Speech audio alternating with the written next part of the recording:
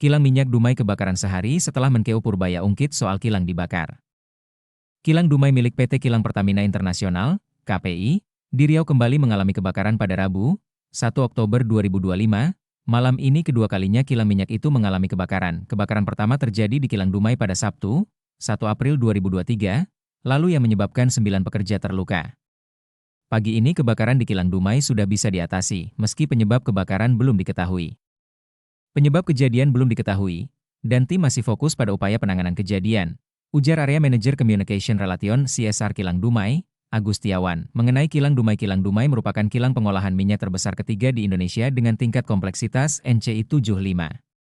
Kilang ini memiliki kapasitas total sebesar 170 mbot dengan output produk yaitu solar, aftur, pertalite, pertades, MFOLS, LSFO, UCO, NBF, smooth fluid, LPG dan green coke. Kilang Dumai bernilai sangat strategis dan berperan penting, karena turut berkontribusi memasok 16% kebutuhan energi nasional, khususnya di wilayah Sumatera bagian utara, Sumbagut, dan sebagian wilayah Kalimantan. Sehari setelah diungkit Menkeu Purbaya sehari sebelumnya, Menteri Keuangan, Menkeu, Purbaya Yudi Sadewa, menyindir PT Pertamina, Persero, yang dianggapnya bermalas-malasan membangun kilang minyak baru.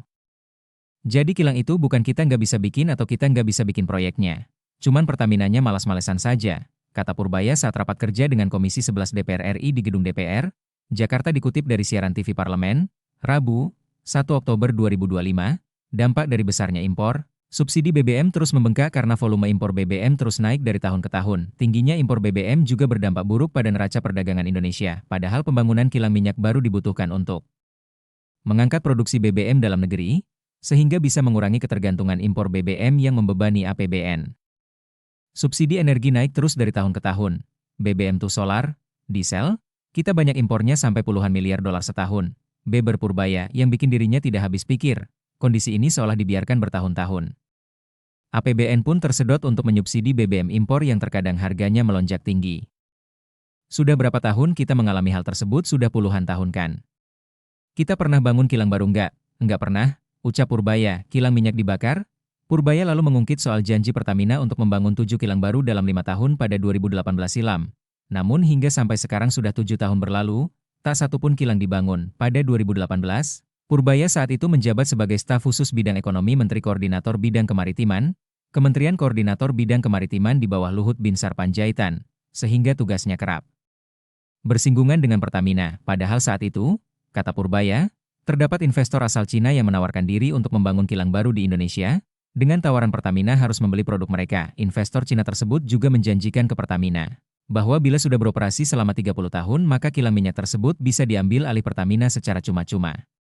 Kendati demikian, tawaran investor Cina itu ditolak oleh Pertamina. Saat itu, Pertamina berdalih sudah merencanakan pembangunan 7 kilang baru, sehingga bila menyetujui proposal dari Cina, bisa berpotensi mengakibatkan kelebihan kapasitas.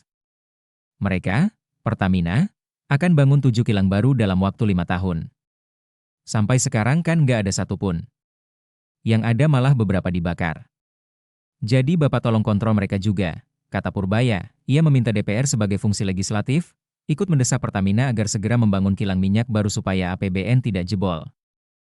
Dari saya kontrol, dari Bapak-Bapak juga kontrol, Pertamina, karena kita rugi besar. Karena kita impor dari mana? Dari Singapura. Mereka bilang iya tapi ke depan akan jadi, sampai sekarang nggak jadi. Yang ada malah beberapa dibakarkan, ucap Purbaya mengungkit soal beberapa insiden kebakaran di kilang Pertamina beberapa waktu terakhir.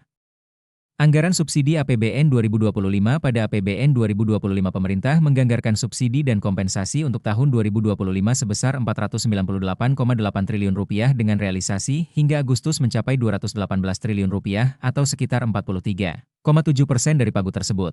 Perlu diketahui pula, realisasi subsidi dan kompensasi energi dipengaruhi oleh fluktuasi ICP, depresiasi nilai tukar rupiah, serta peningkatan volume barang bersubsidi. Data per akhir Agustus 2025 juga menunjukkan adanya peningkatan konsumsi berbagai barang bersubsidi hingga Agustus 2025 di mana konsumsi BBM tumbuh sekitar 3,5%, LPG 3 kg tumbuh 3,6%, pelanggan listrik bersubsidi tumbuh 3,8%, dan pupuk mengalami peningkatan sebesar 12,1%.